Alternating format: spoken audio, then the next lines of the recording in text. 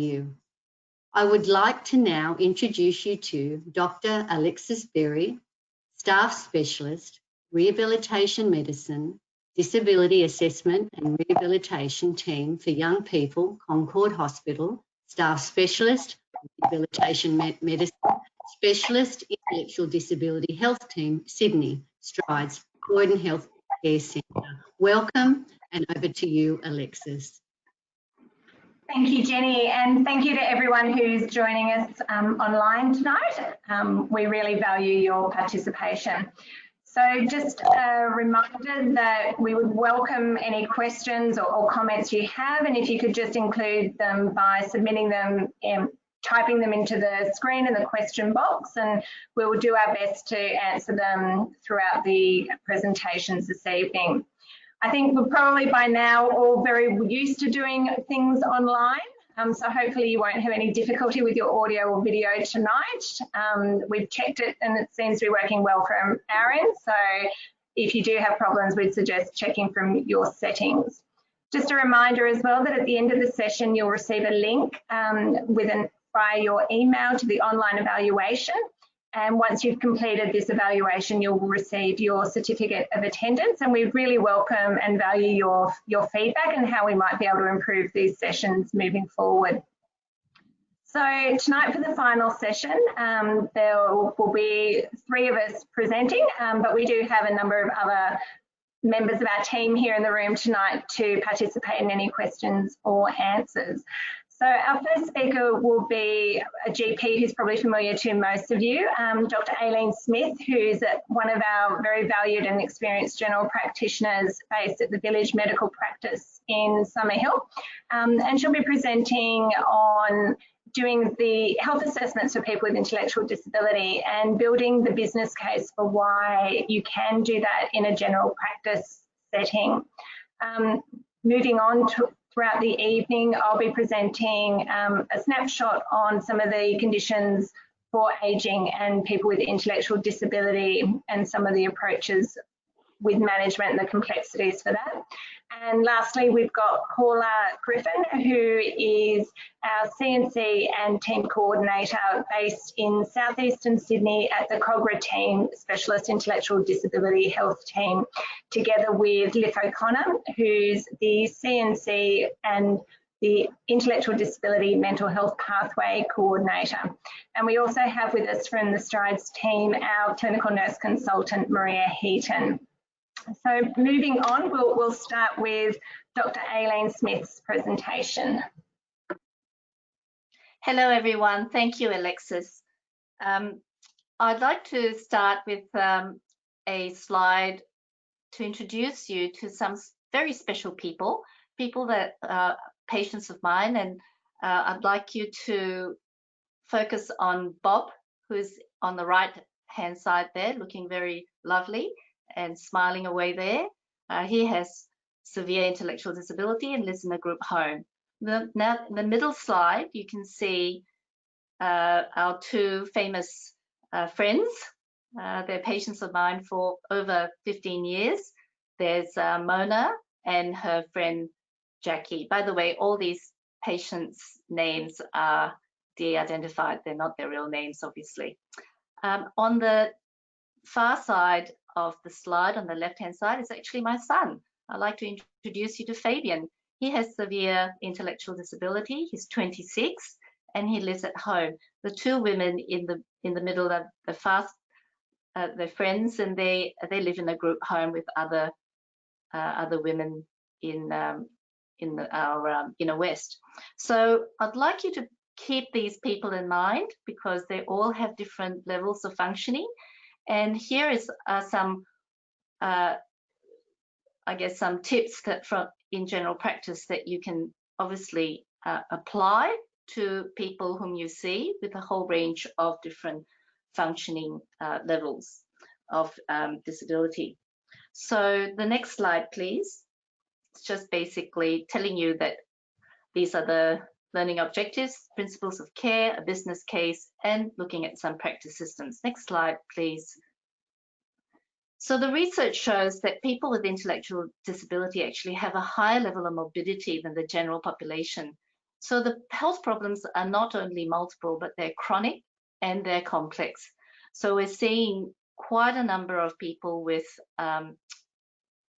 certain medical conditions, definitely of high prevalence. And I find that most of the people who come in with intellectual disability to our practice definitely have, like most other people in the general population, have the similar issues with lifestyle-related health risks, such as obesity and poor physical fitness. In this population, it's even more apparent because of the difficulty in accessing care, which we will cover in later presentations. So some of the common health problems in people with intellectual disability range from not only physical things like respiratory illness, vision impairment, hearing impairment, dental problems are a great issue as well amongst people with intellectual disability. Gastroesophageal reflux, no surprise, is also a high incidence. Thyroid disease, osteoporosis, and one thing that I'd like to bring up is the epilepsy. Certainly, a lot of the prevalence ranges from 14 to 44% in this group of people. And mental health problems. I think Leaf will probably tell us a little bit about what she does with the people with intellectual disability. In an Australian cohort of children and young people with intellectual disability, 41% had severe emotional and behavioural disorders, ranging from, diagnosable mental health conditions like depression, dementia for the older folk, schizophrenia, occur more commonly than in the general population. So we need to keep this in mind when we're seeing patients with intellectual disability. And of course, not to mention the situation with having these physical and mental disorders, you'll end up with polypharmacy. So this is another issue which we will need to look at when we see patients with intellectual disability. So people with intellectual disability also experience greater barriers in accessing healthcare, and this includes all levels of care, going into emergency departments, coming into general practice, and tertiary hospitalization. So all these areas are a potential barrier for people with intellectual disability accessing this care. It's interesting to note that that the New South Wales Ombudsman report into premature deaths of people with intellectual disability states that over a third of deaths in this cohort were avoidable. And this is where I think general practice is really important to look at preventative health measures such as blood pressure screening, cancer screening, and routine immunizations for this group of people in particular. We do so much preventative health in general practice. It is important to include people with intellectual disability in this preventative health measure. And I've got some tips for you tonight to how you can do that. So as a result of these factors, which are compounded by communication and cognitive difficulties, the health conditions of people with intellectual disability are more likely to be underdiagnosed and undertreated. So why is that the case? Next slide, please. So I'd like to address some of these barriers to care. So let's list them. So the first one is definitely cognitive and communication difficulties.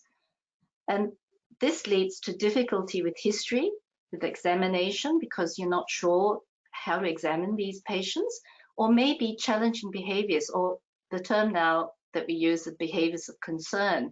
So often you might find a patient who is deemed aggressive, or this is what their support carers or their carers say, oh, he's been aggressive. But these are behaviors of concern. How are you as the health professional able to examine a person with challenging behaviors? what about diagnostic overshadowing? I don't know how many of you understand the term, but basically this is defined as a process where health professionals wrongly presume that these challenging behaviors or physical symptoms are a consequence of the person's disability rather than a physical cause or even a mental disorder, a diagnosis of mental illness, which is causing these problems. A person that I treated many years ago was brought in by his support worker. He lives in a group home, has severe autism, an adult, 35-year-old, and he was, banging his ear. He was punching his right ear furiously, and this was his behavior. He's always done this, his carer said, and I said, well, is there something wrong with his ear? They said, well, no, he's always doing this. This is his behavior. And that's diagnostic overshadowing. I mean, with a little bit of coaxing and with a little bit of help and a little bit of calm, this man allowed me to examine his ear, and he turned out to have chronic suppurative otitis media. And how painful is that? And how long has he been putting up with this condition, not being able to talk because he has severe autism? He has profound, he has no speech. He wasn't taught picture exchange to communicate or gestures. He was just banging in his right ear. And so that was, I see him today, and he's calm. He's not aggressive. I mean, that wasn't the issue. He had actually a physical condition which was not treated. And talk about how to structure a chaotic, long consultation, and to top it all with little financial return. I know we GPs do a lot for our patients. How can we actually structure these consultations to not disrupt the waiting room, not to antagonize the other patients in the room waiting, and also with little Medicare rebate, because most of these patients that we see with intellectual disability are on a disability pension, and most of us will bill these patients. So how do we actually get some financial return from these patients for looking after complex chronic disease? I've got some resources in here, and I won't have time to go through them. They are very extensive, but may I recommend the Healthcare in People with Intellectual Disability Guidelines to you. So if you can open that up, it actually is a very good resource, essential, I think, for all GPs. If you want a very useful resource that you can put into practice, this is the one that I would recommend, because it has everything in it. It has recently been updated as well. It is by the Center of Disability Studies, Developmental Disabilities. Get that name wrong, Center for Developmental Disability Studies, and it's actually written by GPs for GPs, and I recommend that to you. So if you close that down, we'll go to the second resource, which you don't need to open up because I think most of you will know this. This is the health pathways, and there is a health pathway on intellectual disability. Next slide, please.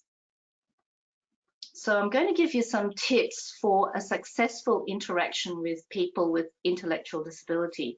You can also look at some of these resources in the PHN Intellectual Disability website, which you've got there. We won't open up the URL, but just to go through some of these tips for you. So when you're with a patient with intellectual disability, the main issue is the cognitive and the communication difficulties to get to where the history and the examination. You need to be able to demonstrate some of these aspects of your consultation. Be calm, okay? You might have a patient who is very anxious in front of you because they're in a new environment and they're seeing new people. So be calm, because calmness extends to the people around you, as you know. Be not afraid. Do not be dismissive of the patient. Treat the patient as if they didn't have intellectual disability. I think this is the easiest thing to do, is to treat everybody the same. And I usually try to picture the person in front of me as any other person, not someone who's looking away from me, or you know, tapping somewhere, or being distracted or agitated walking up and down the room. So I just basically will speak slowly, not loudly. Many of them are not deaf. They may be, but speak slowly and calmly to the patient. Wait for 10 seconds for the person to speak or express. Often there is slow processing going on, and it's important to wait. Gestures and pictures, if possible.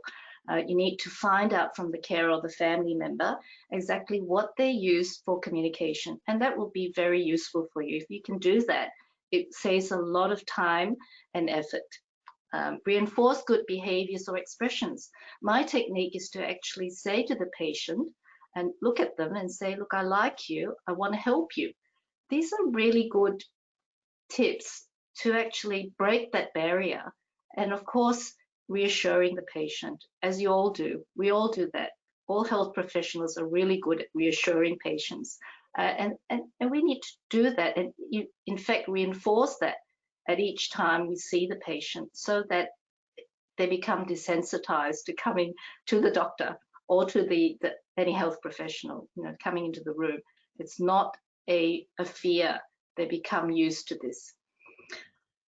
Getting assistance is really important as well. Involve your team. You might have a practice nurse there, or someone in the practice who can help you. I do sometimes have medical students with me, and they're a good resource to help guide the patient, or help with, you know, talking to the patient. And it's also good education for them as well, to treat the people with intellectual disability with respect.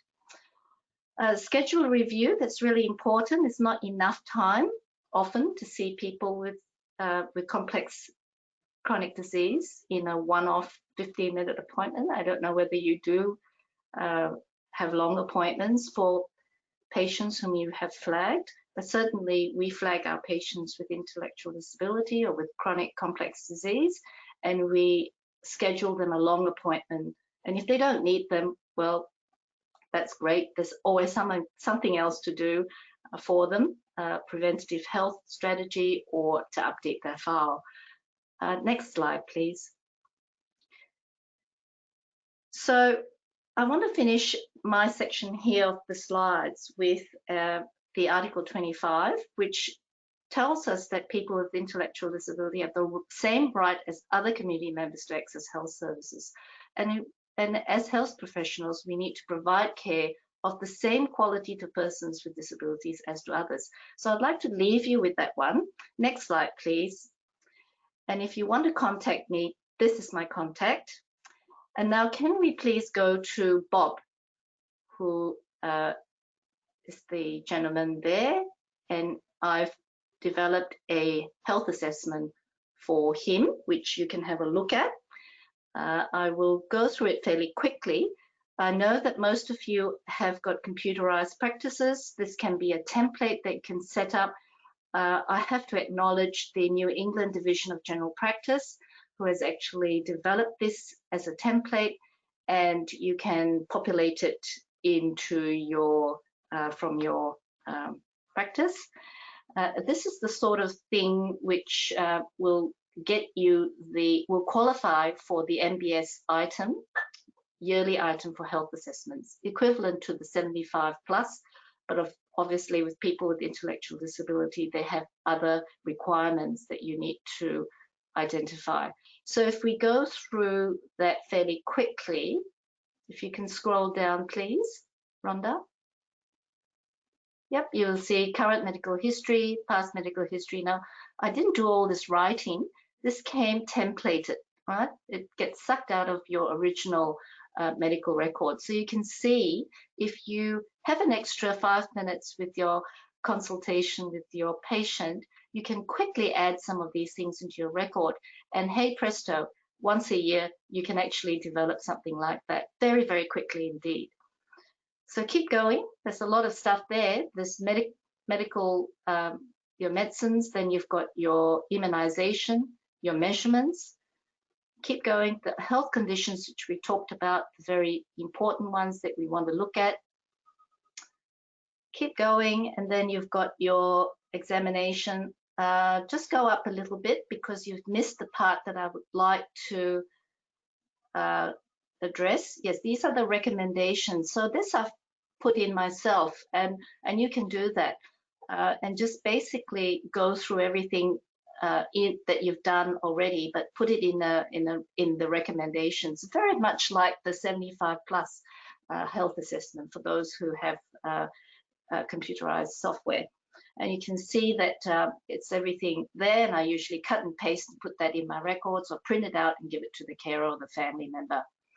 All right, can you please go to the care plan now? I know I'm rushing through all these things, but I want to give you a little bit of a taste of some of the documents that can actually help you to create a record for yourself and for the other doctors in your practice, as well as a handheld record that you can actually give the patient or the patient's carer or family member who accompanies them.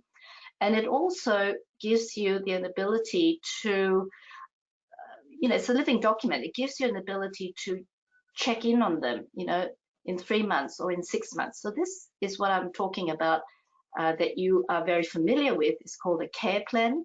We do our GP management plans and our team care arrangements together. Because they have complex chronic disease, they do qualify for this. And for most of my patients with intellectual disability, I normally review the plan 3 monthly. Now I know that it's typically 6 monthly, but because they have such complex disease, I find that a 3 monthly gives me a little bit of breathing space so that I can actually check up on them and create a little bit of a flow with the appointments and with knowing what to look out for. So if you keep going down to this so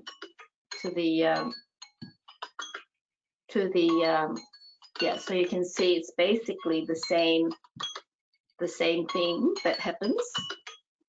So you've got medication, allergies, then you've got the problem needs. Now all of this is able to be templated. I'm sure GPs have their own way of doing their GP management plans and team care arrangements. These headings are all under the other criteria for MBS items. So you understand all of this,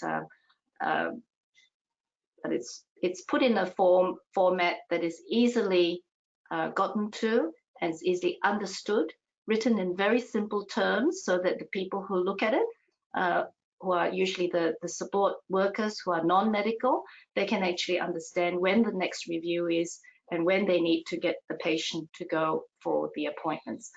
Okay, so can we scroll right down to the bottom, please, Rhonda? Because the critical part of this is you're looking at complex chronic disease and you've got all this in there. Let's look at some preventative health. This is something that I think is lacking in the current GP management plan and team care arrangements. Let's keep going. Yeah, that's it, preventative care. This section is really important, and I think that that's missed out in our complex care templates in our current software. And you can put them in yourself. And this is important. We need to look at what immunizations they've had. It's really important because remember, this is a preventable illness, which is important to that GPs obviously can look after this part. Cervical screening, breast cancer screening, and bowel screening. Now this is obviously a woman. This is not Bob. This is Jackie's care plan. So when we scroll down further, we've got lifestyle factors discussed with the patient.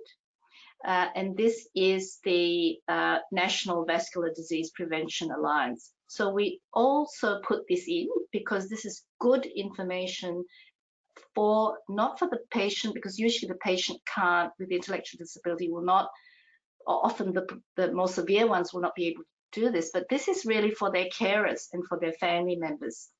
And then last but not least, we put in the latest results. So we'll finish there because I think you know how to do all of this in general practice. So can we close that document down? And then what I'd like to do is go to the last bit that I've prepared for you. That's the business case, because I know that as GPs, you'll be interested in this because you're saying, well, where's the recompense for all this work? It takes a long time to produce a decent general practice management plan and a team care arrangement. It takes a decent amount of time to go through the health assessment. At least you're paid to a substantial amount for the health assessment, but that's only an annual amount. So with the care planning, you can see, now this is a little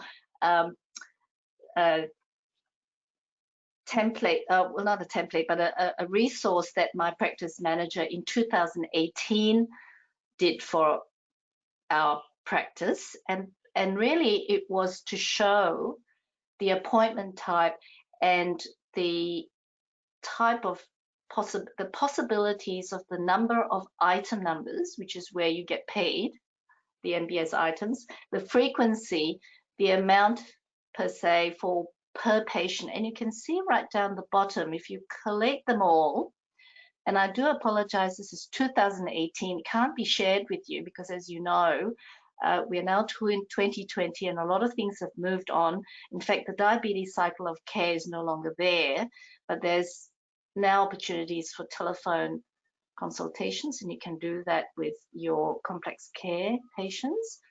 But apart from the diabetes cycle of care, everything else I think is there to be able to bill Medicare for.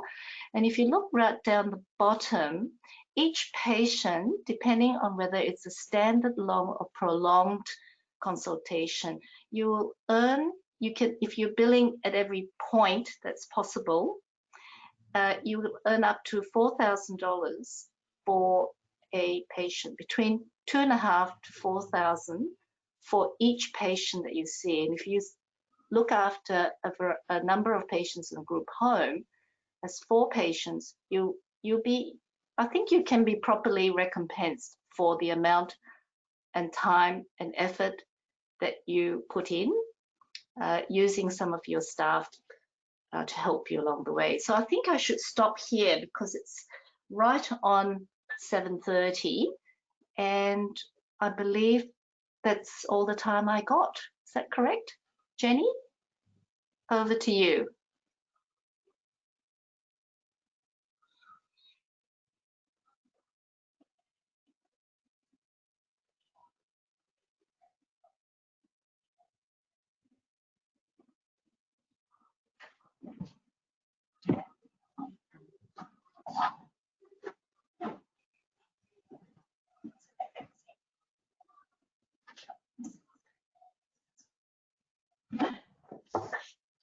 Thank you very much, Aileen. And can I speak from shared care experience that having received those team care plans and management plans, they are really, really valuable from a hospital perspective. They give a really great snapshot of the client and all of their health needs, and definitely we've brought them to the attention of other teams. So for anybody out there who's contemplating doing them and their value, they're very valuable in the hospital setting as well.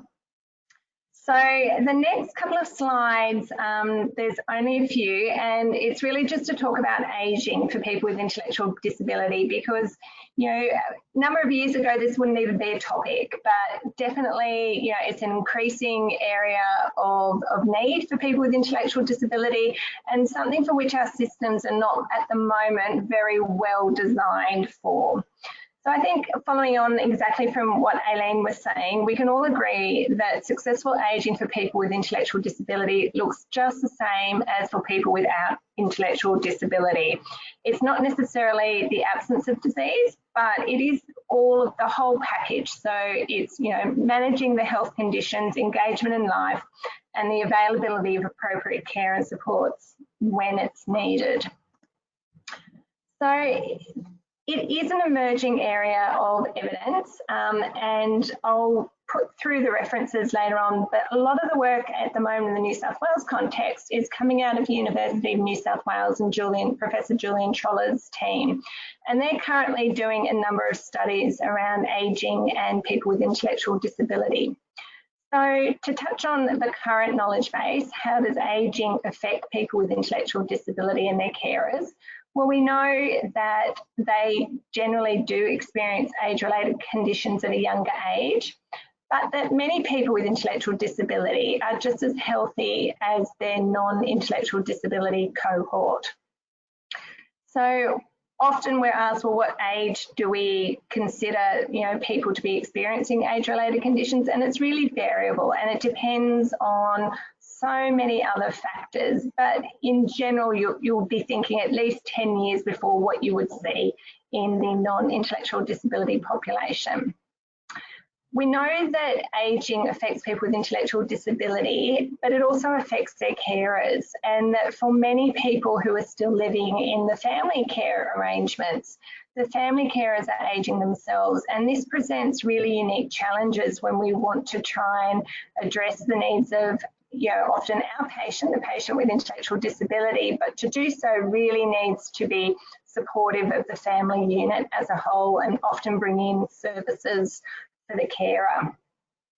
We do know that certain people have particular health needs related to ageing, and that's secondary to either their specific syndromes, early life experiences, which can often have not been provided with the same opportunities for health care as the non-intellectual disability cohort.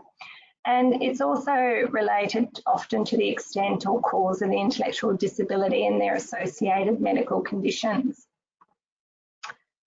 So when we move on to the next big picture, what are the suitable models of care and support for people with intellectual disability who are ageing and their carers? This is where I think every single person probably tuning in tonight can talk of the challenges that they face navigating all the various funding models and how to access the necessary supports and services. And it is really hard. So if you've experienced difficulty or challenge, that's probably not because you haven't known where to go or the right place to go, but because it is at the moment incredibly difficult.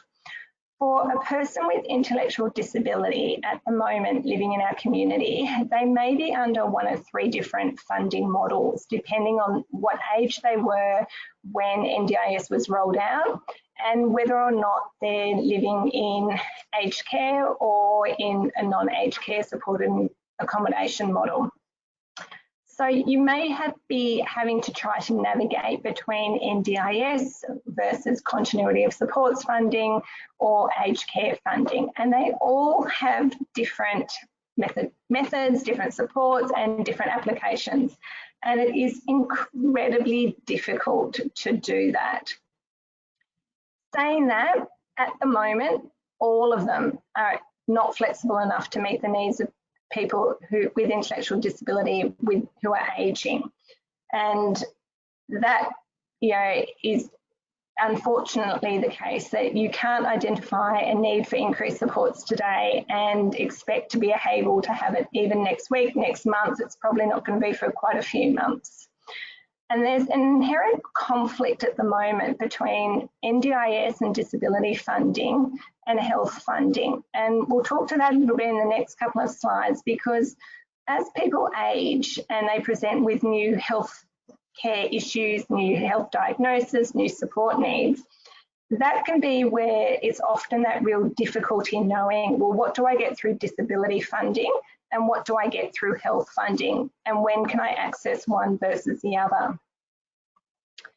So just a quick recap. We've identified that ageing, it's multifactorial. Successful ageing is a state of physical, of mental and social well-being. And so there are so many factors that are going to feed into that, and they're all going to be intertwined and codependent. And the need to address one will often mean needing to address other aspects.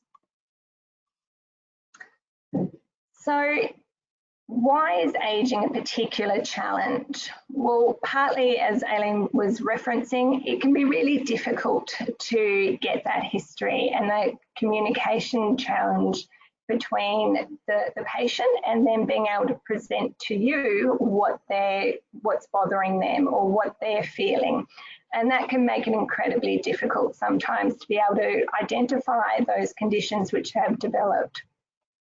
For some of the people that you may be caring for living, especially in supported accommodation, they may not have any family around them, and that can also make it really difficult to know about their family history and their particular risk factors that might make them more likely to be experiencing various medical conditions. As we've probably all had the challenge of trying to undertake what we would be the usual investigations for a person who's unable to understand and cooperate with those tests or imaging, and that can make it really difficult to get to the diagnosis.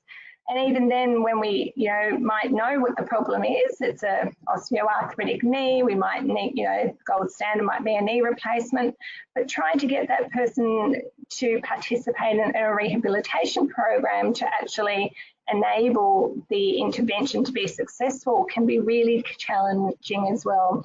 And that makes it all the more difficult for this client groups. There's generally a much higher rate of polypharmacy for people with intellectual disability, especially the use of psychotropic medications and medications affecting the central nervous system. And as people age, there's a much higher incidence of developing adverse effects from these. And that's definitely something that's really common to see, and we often see the effects of the tardive dyskinesias and movement disorders through long use of some of the psychotropics. We know this population group has a much more passive lifestyle with the associated cardiovascular risk factors and higher rates of obesity, which also impact on musculoskeletal cardiovascular. And then we've got the challenges of often the systems that these people are living in and being supported by, who all have their own processes, protocols and training, which can sometimes make it really difficult for you to implement your recommendations and treatment plans. And we all know the difficulty for people who don't have an advocate or somebody to, watch over what's being recommended, that quite often recommendations can be lost to follow up. So a decline in function, especially for people living in supported accommodation, is a really common referral. It's a very common reason why people get referred to my service and clinic. And I think a very common one that often presents to the GP as well. And as Aileen mentioned, this is where there's a real risk of diagnostic overshadowing and misinterpreting a change in behaviour or as not being due to an organic reason. And it's often the time when people start saying, oh, well, they must be dementing, they must be getting a cognitive impairment because they're not able to walk as well, they're not following the instructions as well as they used to. But it's important to remember that for any decline in function, we go back to the basics. And just as we would for anybody without intellectual disability, we go back to doing that whole holistic, comprehensive evaluation, especially as many conditions for people with communication difficulties or intellectual disability will present atypically. So that's when really it's about going for that needle in the haystack and really having at the forethought of the process. Could this be an affective disorder? Could it be the onset of a depression because they're no longer able to go to their supported employment place anymore because they're slowing down and now they're depressed because they've had to stop work and retire and they really didn't want to do that. Is it a new sensory impairment? Could their vision actually be going off and that's why they're getting agitated because they're developing those cataracts or their hearing they're losing their hearing and it's much more difficult for them to follow the instructions that they used to. Could they have a delirium, a hypoactive delirium, and that's why they're getting a bit more, quiet and slow, or a hyperactive delirium, and that's why their behaviour is going a little bit strange. All of those medical conditions that we would think of for people who are ageing are even more likely in the intellectual disability population. And then, of course, at any point in time, they might start to be developing those side effects from the polypharmacy. So a quick word on a couple of conditions. Fragile X is one of the most common inherited disorders associated with intellectual disability. And in this group, and there is some references where you can go through and look particularly for what aging related conditions are associated with different conditions. But really, I would suggest that it's just a matter of thinking of, well, what would be normal age related conditions? And then there's often a few extras that we need to be thinking of. So for Fragile X, we do think of musculoskeletal disorders, early menopause, visual impairments, cardiac disease, and epilepsy. Down syndrome is probably one of the conditions that I think most practitioners would generally be more familiar with, especially with some of the age-related conditions. And definitely that's, as this population group are living longer, which is such a wonderful thing to see, we're starting to see much more of the age-related conditions. So unfortunately for most people with Down syndrome, by the age of 50, about half of them will have developed adult onset epilepsy and some degree of cognitive impairment. For those who are developing the cognitive impairment, generally that starts not so much with the loss of memory, but with subtle changes in personality and some of those executive functioning. And that can often not be recognised, especially by carers or when they're not living in the family environment. Some recommendations would, one of the real, difficulties with Down syndrome and ageing is that once people have left school, they usually don't continue to have baseline assessments of function or cognition. So sometimes it can be really difficult to determine, well, is this really a change? What was the baseline function? And for the most part, we've only got corroborative histories from carers and from family. So a lot of recommendations are now coming out that it's worthwhile considering at least documenting a level of baseline assessment around the age of 40. So having some record of what that person can do for themselves, what they need support with, maybe a quote of what they're able to answer if you ask them a question, an example of their writing. Those sorts of things can be really useful when you come back to look at them in a couple of years if you're starting to think that they are developing a cognitive impairment. This population has a very high incidence of congenital cardiac defects, and not all of them will have been surgically corrected in childhood. And I've been involved with a number of recent cases where they've had bicuspid aortic valves, and there's been the discussion, well, are we going to do surgery because now it's starting to become symptomatic? So that is often something to be really mindful of. Definitely vision impairment is much higher in this group as they age, and it's definitely worthwhile ensuring that they have yearly vision assessments for the development of cataracts or keratoconus. Musculoskeletal problems due to the joint laxity and the repeated dislocations can often present as pain, which develops as they age, and that is often one of the reasons why they stop mobilising, stop getting to their usual activities, and start having some falls, which is never something that we want to be seeing. So the other probably most common group that's worth just making a few comments about is cerebral palsy, and as we all know that that's a very heterogeneous group, and that's an generalised umbrella term. But there are some characteristics that are starting to come out in the research as to what we should be looking for and considering as people with cerebral palsy are starting to age. And primarily they relate to the musculoskeletal changes and the associated conditions with that. So definitely one of the things that we're seeing a lot more of is musculoskeletal pain.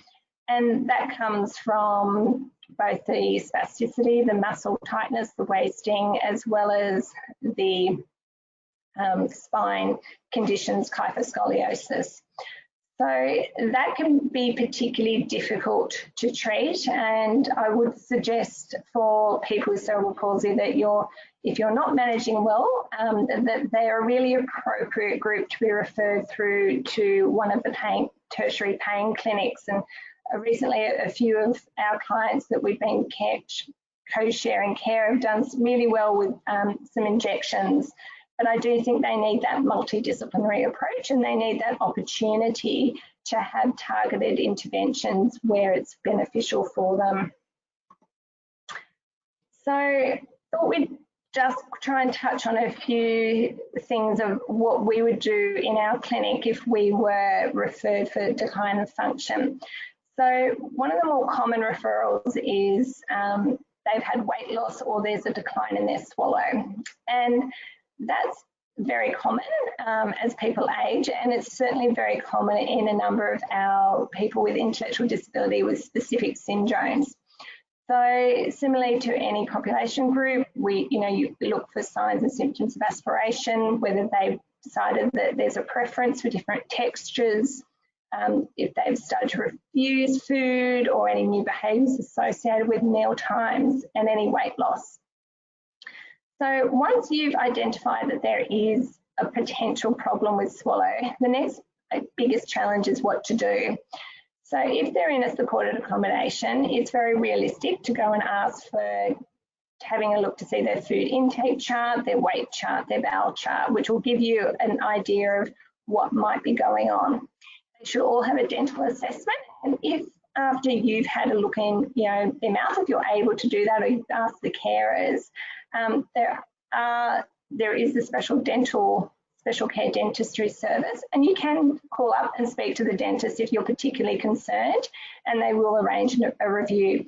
The special care dentistry service at Sydney Dental Hospital do have a home visiting service as well, which during COVID wasn't operating, but is now starting to get it back off the ground, and so they can arrange for somebody to come out. It won't be a dentist, it'll be a dental hygienist, but they can arrange for someone to come out.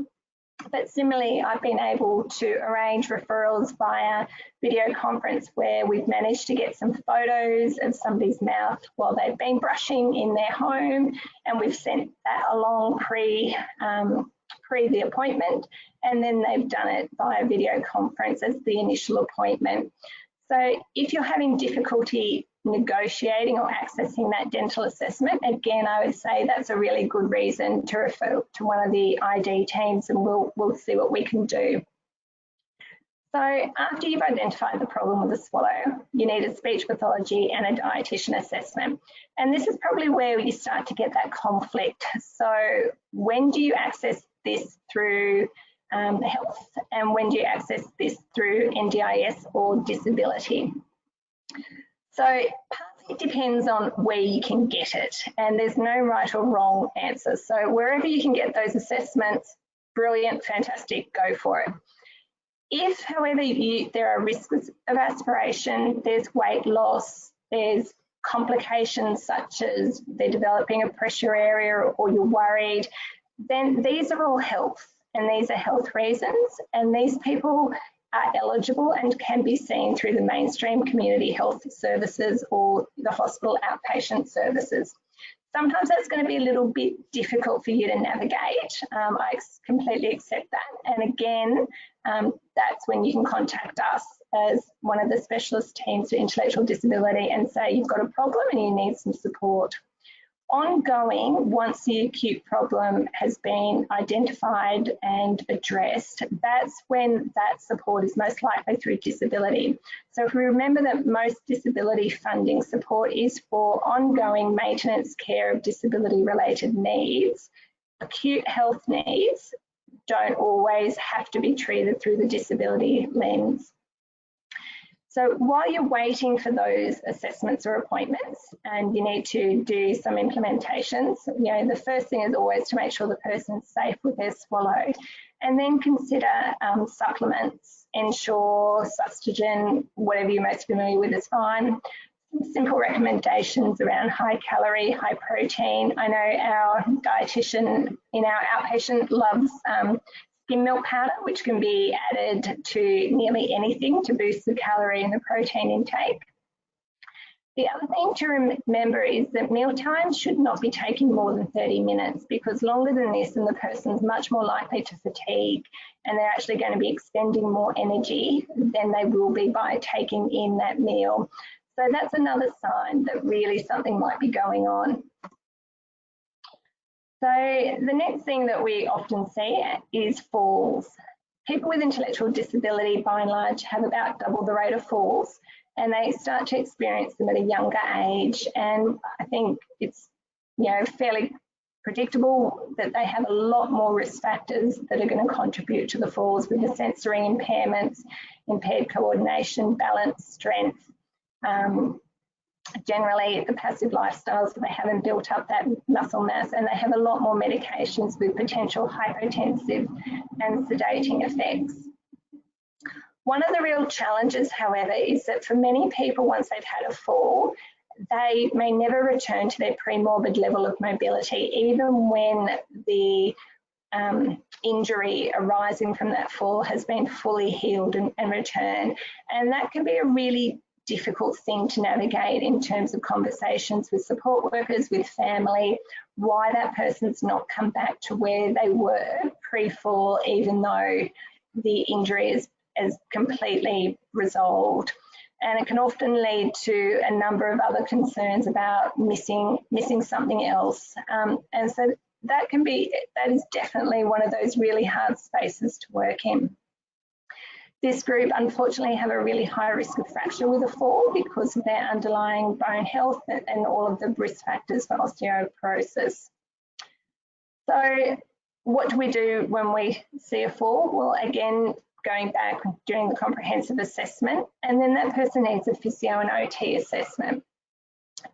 For the most part, that generally will come through the disability space, because they'll be the therapists who are most likely to be able to go out, do the education, do the home visiting.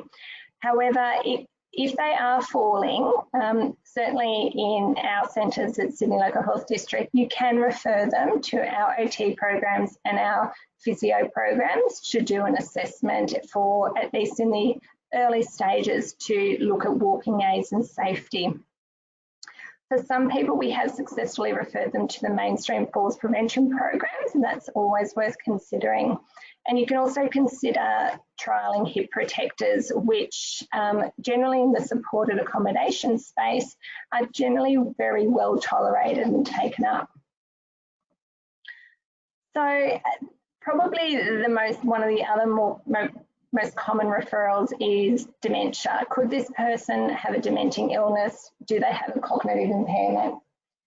So unfortunately, the people with intellectual disability are at a slightly higher risk, and the group with the highest risk are those with Down syndrome. And they do develop dementing illnesses slightly earlier than the non-intellectual disability population. There is a really fabulous resource developed by 3DN, and it is Dementia in People with Intellectual Disability Guidelines for GPs. And that's got some really practical tips and ideas in it. And it will take you through the approach, which is the same as for somebody without ID. Start with standard workup. Dementia is a diagnosis of exclusion, and we need to be able to demonstrate that longitudinal decline, which is why it's really important to be able to get that baseline assessment when they're well. it is a difficult thing to diagnose, and again, I'd consider that you do consider referring to one of the ID health teams for a further assessment. So when you're doing that assessment, it's about taking the individual history, if the person with intellectual disability is able to give you one, getting a corroborative history through family or carer reports, looking for any other physical mental health conditions, and then doing the standard imaging, pathology and sensory assessments. Bearing in mind that it may not be possible, especially to get the cerebral imaging. Review of medications, functional history. Now, the usual tools such as the Mini-Mental or the RUDAS are not standardised for people with intellectual disability, so they're not really tools that you would use in that population group, but there are a number of other assessment tools which you can choose to use and can be quite useful to demonstrate a stepwise decline. So once you have diagnosed a cognitive impairment, what you would then do with that information is the same. So it's around education, it's around putting in environmental supports, and that is where it can also get a little bit more challenging to make sure you try and access those supports. It's around addressing any medical issues such as sleep, bowels, nutrition, exercise. And then unfortunately, it does take quite a lot of time, but it requires coordination of care across multiple sectors. If the person's an NDIS participant, it's likely to require an application for a change of circumstances to increase their level of supports and possibly equipment. The person with a new diagnosis of dementia may be eligible to access both disability and health services depending on a number of things, and they're also able to access the dementia resources, and there's quite a few now available for people with intellectual disability, especially in the Down syndrome space. At the moment, because people with intellectual disability were generally excluded from many of the trials with measuring the efficacy of the cholinesterase inhibitors and memantine, there's not a lot of evidence to determine their benefit, but there is some suggestion and certainly observational evidence that demonstrates an increased risk of side effects. But at the moment, they're generally not standard use. If you do have anyone who is experiencing cognitive decline and has intellectual disability, there is a study currently underway at 3DN and that they may be interested in participating. And that's just one of the examples of a number of resources that are available for people with Alzheimer's disease and Down syndrome. So I draw your attention to a number of resources that can be of assistance. CESPN has a really fabulous web page on intellectual disability. 3DN have their website, which has a wealth of information, and then those are Jenny's details, who she's already let you know about, and our team and the Southeastern team, which will move on very nicely to our next presentation. Thank you, Paula.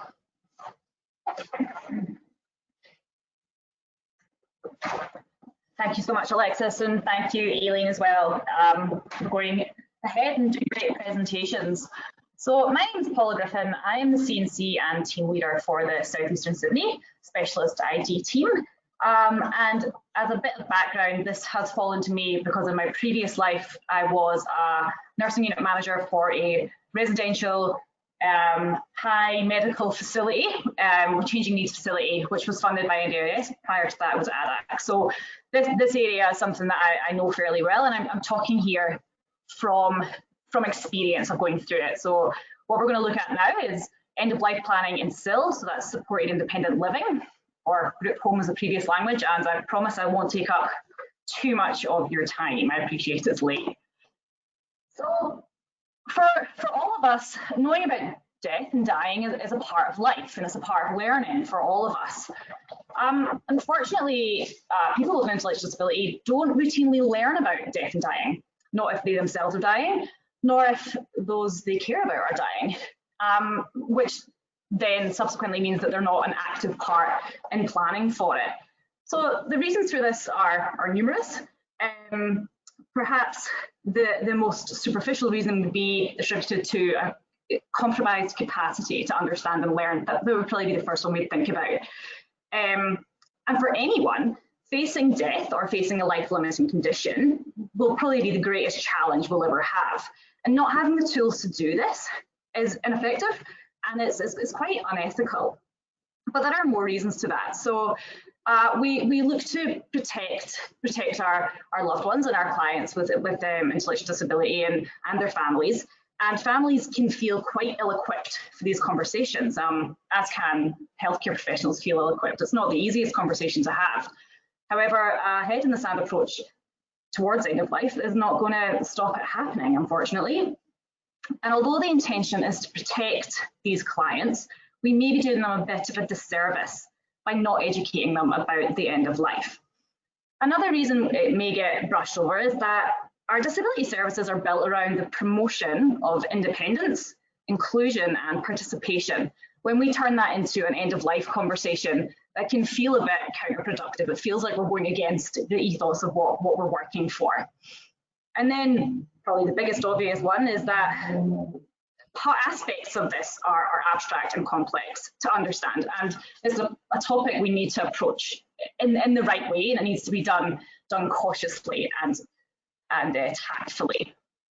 So following on, we know people with intellectual disability can make massive life decisions with the right assistance if they require it. They make decisions about where they live, who they live with, about employment, relationships, and end of life and treatment options should not be put out of this. That should be a part of this entirely. When somebody has a life-limiting condition, they have the right to know, all of us have the right to know what options we have for treatment, and they should be accessible to all of us if it's appropriate, whether we have an intellectual disability or not. And also on that, they also have the right to say no. They have the right to say, I don't want that. And that can be complicated when we talk about capacity, but they have the right to say no. So the things we want to look at are, they also have the right to say goodbye and to plan saying goodbye, and to pass on treasured possessions or what possessions they may want to give to their loved ones. I guess a part of it is that we probably are all aware, and I would say for general practitioners, you're very aware that it is beneficial to commence planning this sooner rather than later. Families have told me over and over again that they're asked about end-of-life plans and resuscitation status for their sons and their daughters from a very, very young age. They go into hospital with a broken finger and they're asked if the person is for resus. So it's not a topic that's always well received. Families have fought and fought and fought to keep their loved ones alive and well. And sometimes turning that context can be a really difficult option. However, we do also know that having a documented end-of-life plan can actually reduce the frequency of these conversations. It's all there in front of people. People don't need to keep asking you. Pardon me. And another point of this is that for all of us, there has been a huge move about the right to die at home. People with intellectual disability also have the right to die at home. However, that is made slightly more complicated when the person lives in a group home environment or a SIL environment. So how to start end-of-life planning and supported accommodation. So whether you're doing this in response to a new diagnosis or whether you're being fabulously forward planning, encouraging open conversations will be an absolute game changer. Having everyone having a very good understanding of the roles and responsibilities and accountability will prevent scrambling later down the track, and that will be very beneficial. I would recommend having an interagency meeting when a plan is being developed and when it's then being implemented when it gets to that point. And when I say interagency, when we're talking about SIL, we need to have everybody at the table to get an effective plan moving forward. So when you're looking at working with the SIL provider, it's really important that we understand what are the parameters, what are their limitations, if they have any. Can this person die at home? Is it actually an option? We can't assume that it's something that can happen. Organisations have to have policies, they have to have procedures, they have to have training, they have to be proficient. And that's something that is worth talking about earlier, because all of these things can be put in place, but we need to plan for it. We also have to look at whether or not it's safe for the person to die at home. And one that's not nearly as complicated as obtaining equipment and managing funding. Those are all conversations that have to be had, but they're things that you can get past. In terms of documentation, as a nurse, I like to rabbit on about document, and this will prevent unnecessary difficult conversations later on, and it keeps everybody accountable. The organisation that you're working with will need everything written down, and although it might seem like a hassle to write everything down, as a nurse training, I was always taught if you don't write it down, it didn't happen, and that's probably a good mantra to have here. We want to have everything written down and everything documented, and as little grey area as possible. So ongoing discussions where it's appropriate, so when things are changing, even if it's an annual thing, it's worth making sure that everyone is still on the same page. And a really big one for somebody living in any sort of supported accommodation is awareness of the fact that when this person passes away, they will be considered a reviewable death under the New South Wales Ombudsman. So in terms of the Ombudsman, regardless of where the person passes away, when it gets to that point, it's considered a reviewable death. That's the law. It's under the Community Services Act of 1993. So the Ombudsman have the reviewable death team. You may already know this, I apologise if you do. And they monitor and review deaths of people in care. They analyse the circumstances, they make recommendations, and they also report up to the New South Wales Parliament. So that's all there. As I say, it doesn't matter where the death is, and this is something that comes up a lot. It doesn't matter if a person dies in a hospice, it doesn't matter if they die in a palliative care ward or in hospital or at home. It is still a reviewable death, and that means that it must be reported to the New South Wales Police, who then contact the state coroner. And that's how it should go, that is the way it should work. As I say, even with the best palliative care plans in the world, it still has to be reported to the police and to the coroner. One thing that's come up multiple times when I've been in this, dealing with deaths in this, is that the issue of the verification or certification of the death. So when the person is deemed a reviewable death, the death must be certified by the state coroner. It can be verified by a GP. However, when you call the police for a death, an ambulance will come anyway. They can also verify that. That's just my experience, that works well. However, there can be a conflict. Not everyone is aware of this rule, particularly when you have a very active health practitioner or medical provider who is quite willing to do these things. There can be conflict around what it is, but it does have to be verified and then it's certified by the coroner. And after that, it needs to be reported to the NDIS, Qualities and Safeguards Commission. So not surprisingly, the death of a participant is considered a reportable incident. So all NDIS providers need to notify the Commission of all reportable incidents, and that would be death, it can be serious injury, and they must report it within 24 hours of when the organisation becomes aware of the incident. That's not something necessarily that is something we'll be dealing with, but it's useful to know that things have to move quite quickly. And all organisations, if they are registered with NDIS, they have to have a very robust incident management scheme that is a part of registering with the NDIS. So things will move quickly and people will be asked for documentation very, very quickly. So just in terms of if you have a client who is coming to the end of their life or they're planning about the end of the life, I would recommend that you refer to the specialists in this area. If you're in southeastern Sydney, we have our community palliative care, and we're also very lucky to also have Calvary Healthcare. And in Sydney, the community palliative care team, and all of these services are quite keen to work with us in a shared way and learn from each other. And I've had some really positive experiences recently developing the pathways between these services and working more collaboratively, which is something that has not always been there. So another resource which I think is really, really helpful is the Talking End of Life with People with Intellectual Disability. This is something that not everyone knows about, and everybody should know about it if they work in disabilities.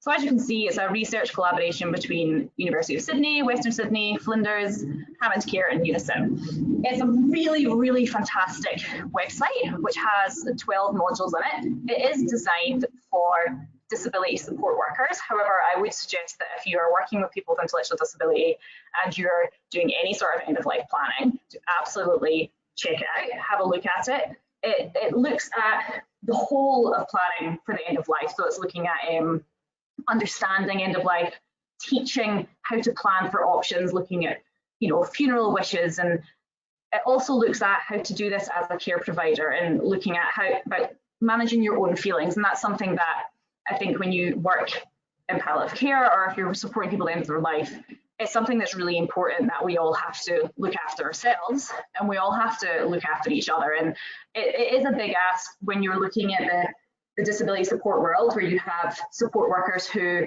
are promoting independence and capacity building, and then very quickly they're asked to switch their care around and allow somebody to die peacefully. And when somebody hasn't had training in that, they're not nurses, they're not doctors, they're not health, they're not trained to that level. It can be a really big ask for people, and I think it's really important that we put it out there and say that people try and we can support people to do this. And that's why we're all here, I suppose. So I just wanted to give you an example of two of the clients who I have supported over the years. And yeah, I'll just go through them all. So David here is 42. He's spina bifida, intellectual disability, acquired brain injury and epilepsy.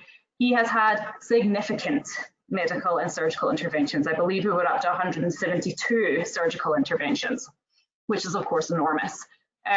Living in a site that's NDIS funded, and he has very strong feelings about watching himself decline in terms of his cognitive capacity and his physical health, and he absolutely does not want to be resuscitated if he goes in for surgery or if he has any sort of arrest. He is absolutely adamant. So this, I'm sure, was a fairly traumatic discussion for him and his mum to have, but after a lot of conversations, they put together what they were calling a statement of wishes, which is signed off by David and by his mum. It's also signed off by the GP, and it was documented at every step of the way. It was documented in all the care plans. It was documented in his A to D folder. So when he went to hospital, everything was there. Again, that's taking away the question, are you for resus? Is this what's happening? Everything is in place. And that, I think, took a lot of anxiety away from David, who every time he went into hospital and was concerned that somebody may resuscitate him when he really, really did not want that. And I get something that we'll mention slightly later is he had the capacity to make that decision. And that was very clear to the people involved. So this one was a slightly different scenario. So Jenny's 72, so you can see what's going on with Jenny there. She was having a steady decline. It was fairly rapid in her function. Loss of language, loss of mobility, loss of engagement in ADLs. And she had one final admission to the local hospital, and she'd had a stroke. Now, this hospital got back in touch with us and said, Jenny is dying. We want to commence her on palliative care. Can she come home? Can she come home to die? And I guess disclosure here, I was very fortunate in the site that I managed that I had registered nurses, which did make it a lot simpler. And even without the nurses, it's something you can do. It's just a little bit more work. So we were able to bring Jenny home. She was under the CAUSE funding that Alexis just mentioned. So that was just a different way of funding, and we could utilise her funds differently. And she was able to pass away in her own bed with her brother and her nephew holding her hands. And she was supported in her final days by support workers who had known her for years and an organisation that had supported her for years.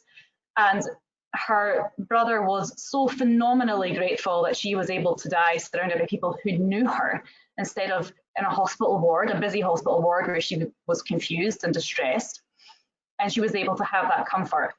I will say that despite the fact that we had, when she came home with a very detailed palliative care plan from the hospital, which was then signed off by her GP, in this case we used the New South Wales ambulance palliative care plan, everything was signed off.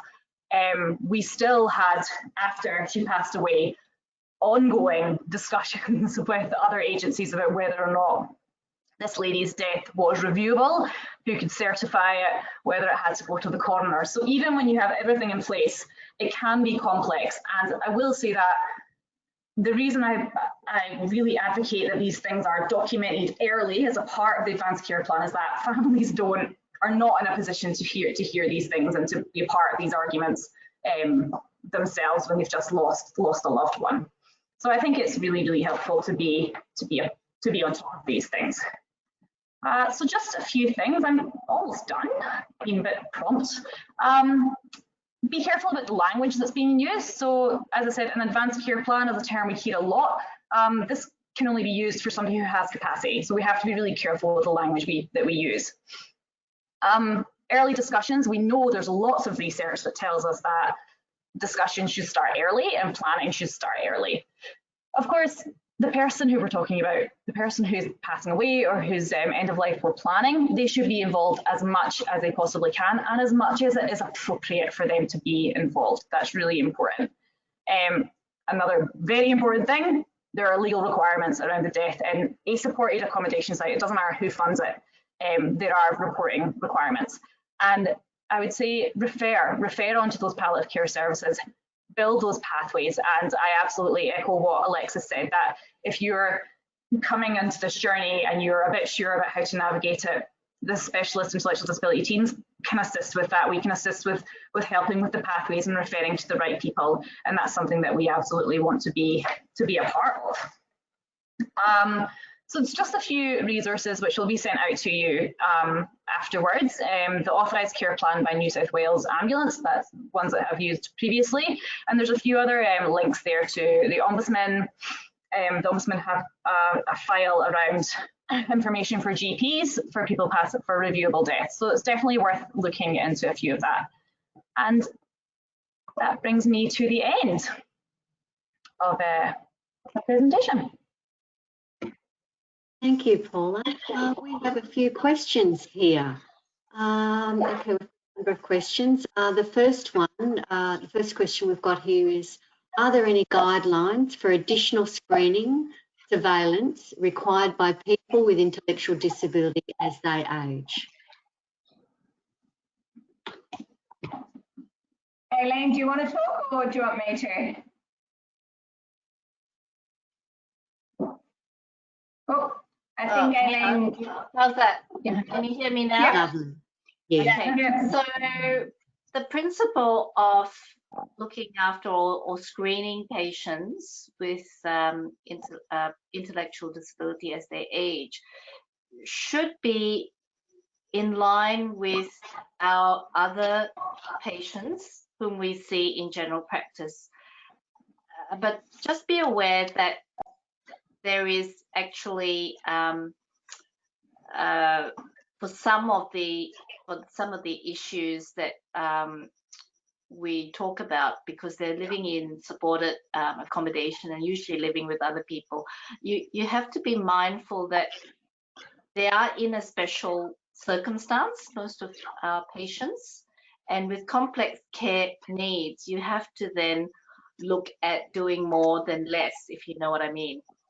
So you've got to be mindful that, as Alexis, Dr. Berry pointed out, many of our patients do end up aging earlier, and they also do have a lot of complex needs as well. So I think first and foremost, I mean, I actually don't really know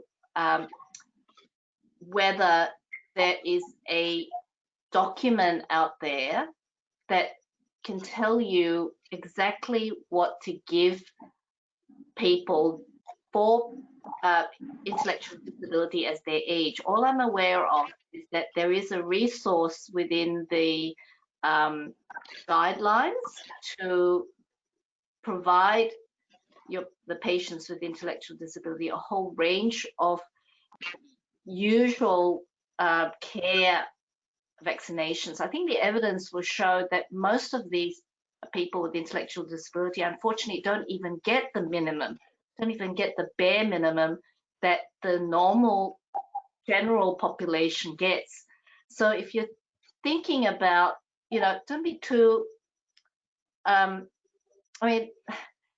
if you can do the bare minimum that you provide to your general patients, I would say start there, and then if you can do them and do them every year, it's amazing how many people miss out on their flu vaccinations each year for a whole variety of reasons. And I get that in general practice, but if you can make a special effort to look at that for your cohort of patients, start small and then progress. But I think that you'll find people in group homes or in supported living accommodations, you'll be wanting to do their serology, and this is certainly something that I do with all our new patients coming in to the practice with intellectual disability, just to make sure that they've actually completed their immunizations in childhood. It's amazing how many people are not immune to measles, mumps, rubella, and these are very simple things. So just start. My advice is really to start small. Don't look at the list because the list is quite extensive. Just start from the basics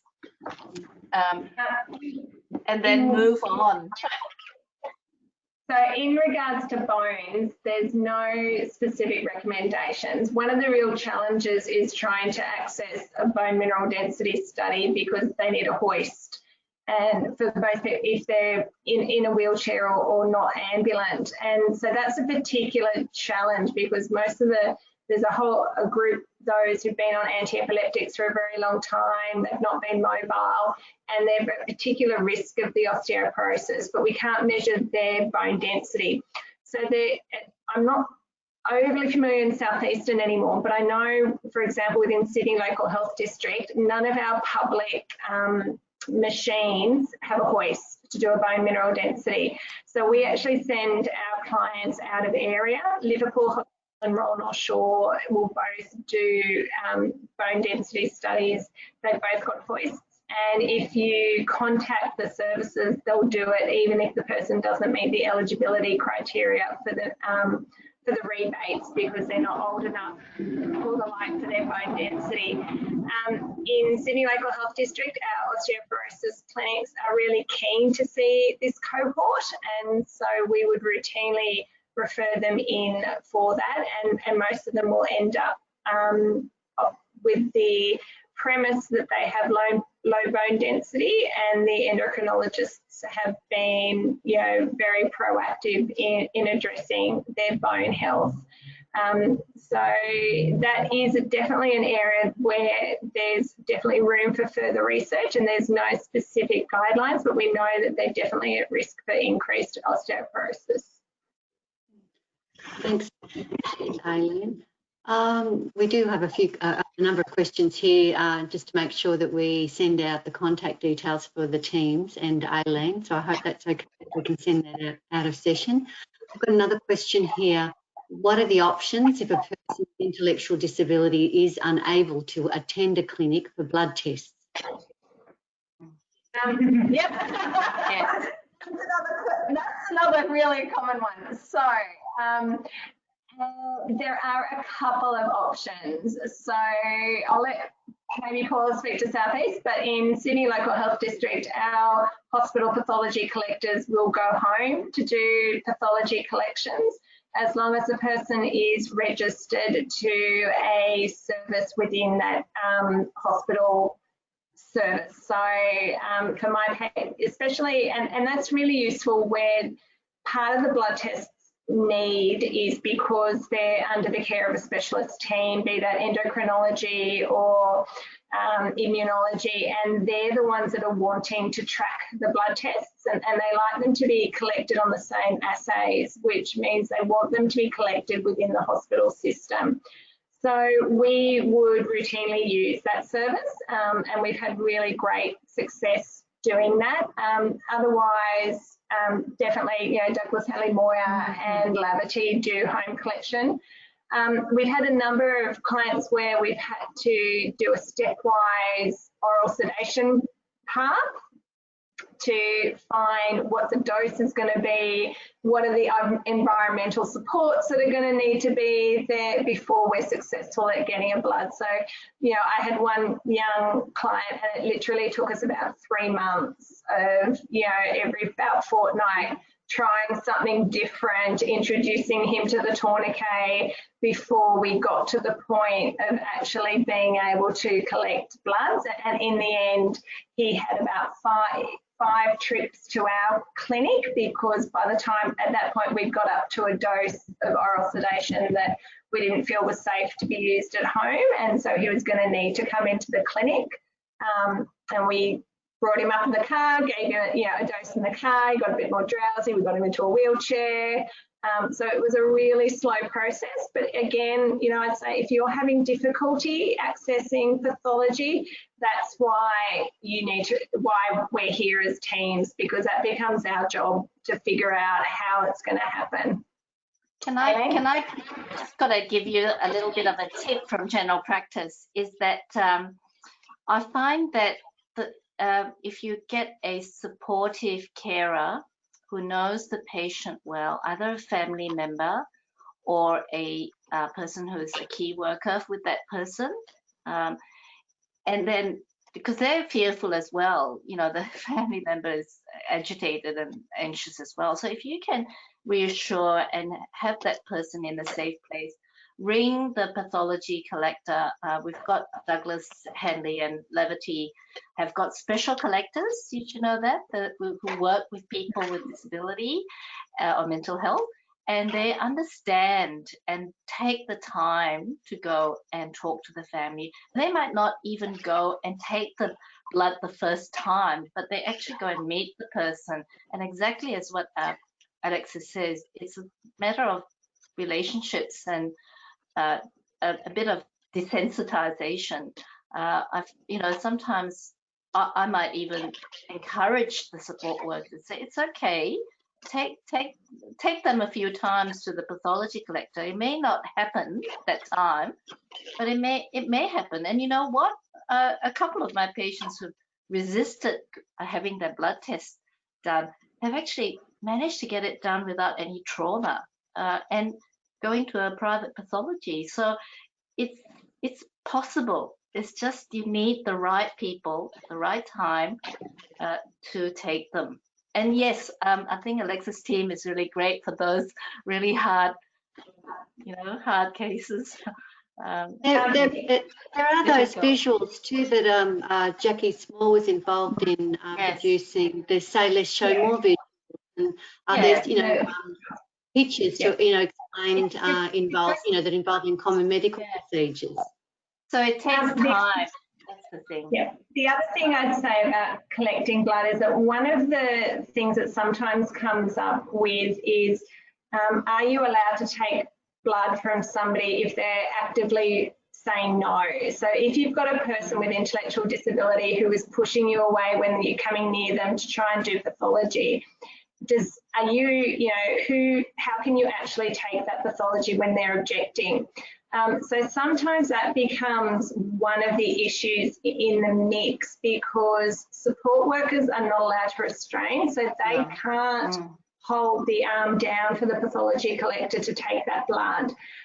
And so sometimes the only people who can do that are family and health care professionals, because we're able to use the clause in the Guardianship Act, the section 46A, that says that, if that objection is transitory, if what you're doing is very unlikely to cause any harm, if the person doesn't really understand what they're doing, then you can go ahead. So sometimes to actually get that blood collected, it needs to be taken by a doctor, or it needs to have a family member present. You can't ask the support worker to ever hold that arm while you're taking the blood. Yep. So I just wanted to mention that one of the families that we are involved with, Mom said it's always handy to have a blood form with the family, because if they have any reasons to present to an emergency department, or they are having any reason for sedation and an opportunity for blood tests, then the pathology form is available. And I'm not sure on a practical basis how possible it is for the GPs to give the family or someone a pathology form, but that's what one of our clients mentioned to us. We've actually over at Strides just started a new partnership with the Sydney Dental Hospital, so that because Sydney Dental Hospital uses Sydney Local Health District facilities for their anaesthetics, so either at Canterbury or Concord, even if that person lives anywhere else in the state. So we've just started a new process where anybody that's going to be going under sedation will, and who the dentist identifies might not have had their health checked for a while, or those investigations, gets a referral to us so that we can try and do that pre-work and take advantage of that anaesthetic to get things like a blood test done.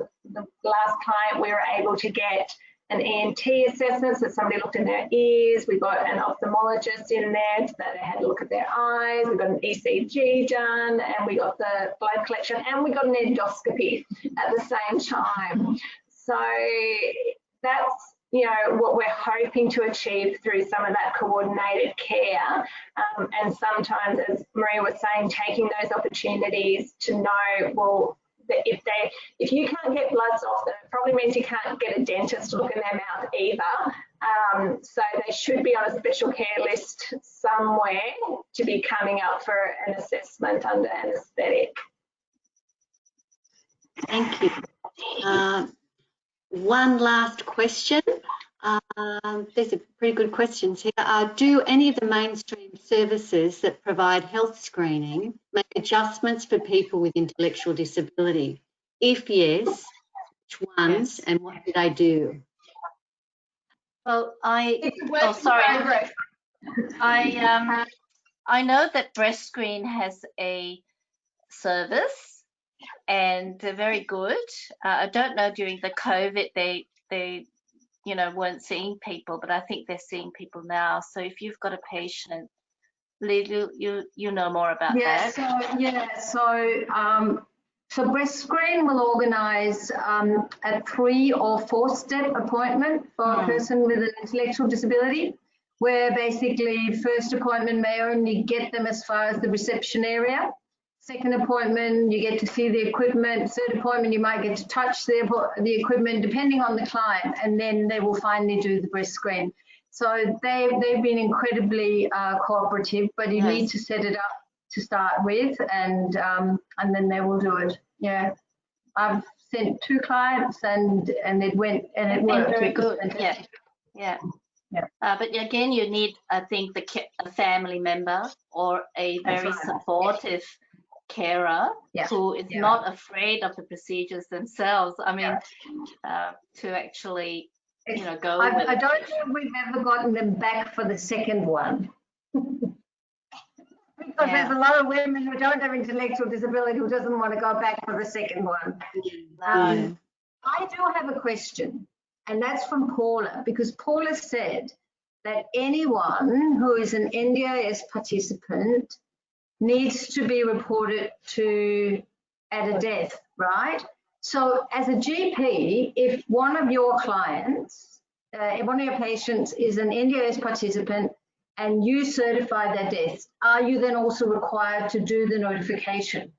You're not, you talked about it as an organisation, but would a GP also have to do it? Is that part of the? No. I would say that it would be deemed as not the correct certification, because it can only be verified. So the certificate, even if it's somebody's not It's someone who's not. Not living in still, because remember you said No, it's somebody who's living in a group environment. So a participant is still a reportable incident to NDIS quality safeguard.